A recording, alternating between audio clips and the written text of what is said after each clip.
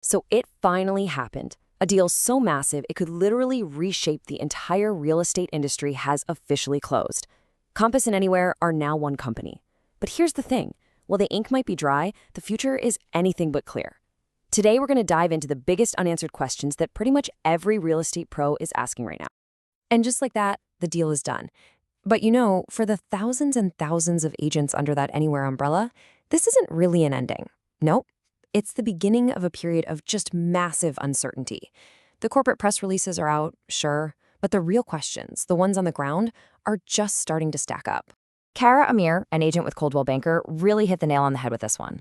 This isn't just about stock prices or some corporate buzzword like synergy. For the agents actually doing the work, this is about their careers, the tools they use every single day, and the future of their businesses.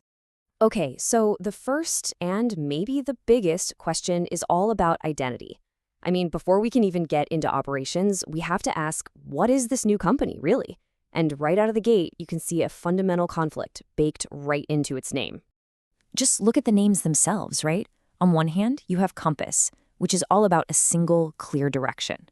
On the other hand, you have Anywhere, which is about being, well, everywhere with no one specific focus. So how do you possibly merge those two ideas?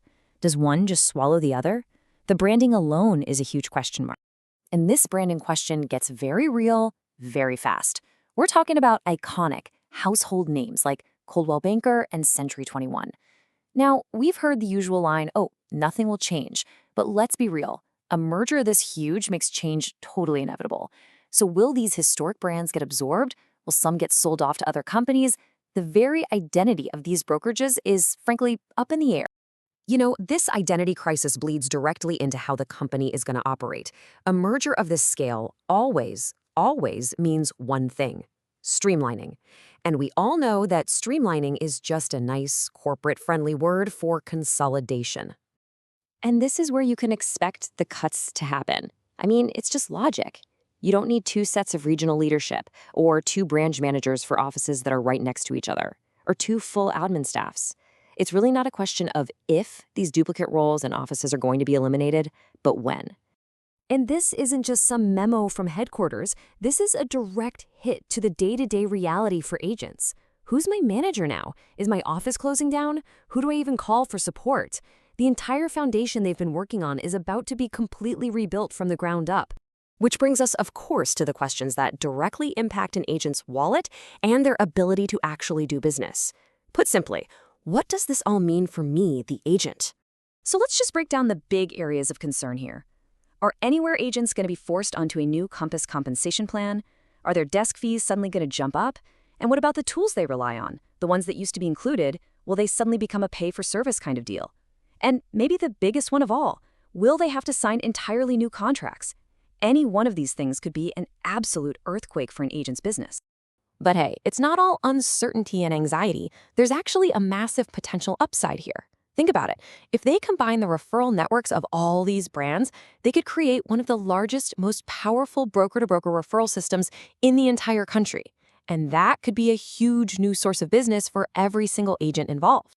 Okay, now let's talk about the engine that really drives Compass and probably this entire new company, technology.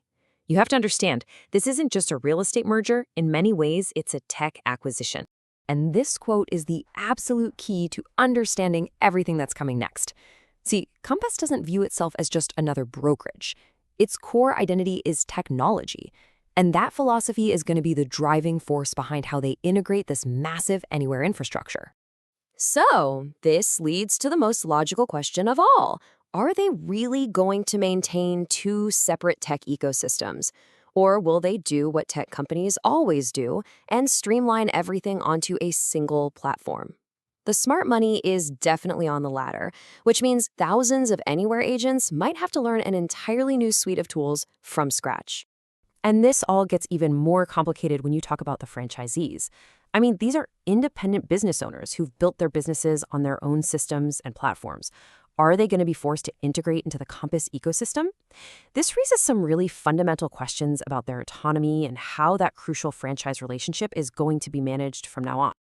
Okay, so we've looked inside the company. Now let's zoom out. Because when a company this big gets created, it doesn't just change itself, it changes the entire industry around it. This is something that's been talked about for a while now.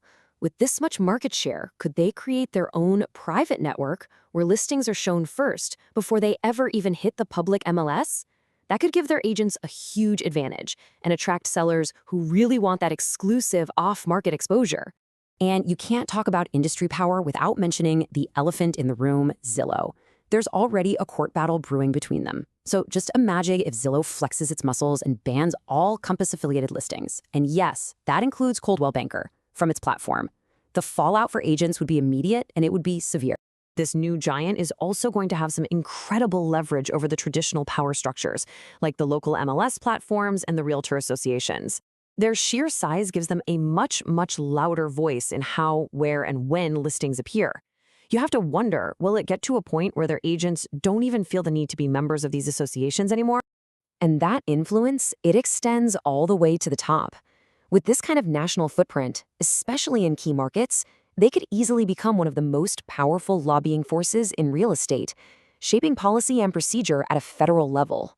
Which really brings us right back to where we started. This quote just sums it all up perfectly. For all the analysis, all the speculation, the agents on the ground are simply waiting. They're on a need-to-know basis, just waiting for that veil to be lifted so they can see their own futures. So, that's where we stand. From all these internal questions about identity and operations to the huge external questions of power and influence, a new giant has been born. And the only question that truly matters now is, what kind of industry is it going to build? And maybe more importantly, what will be left of the old one?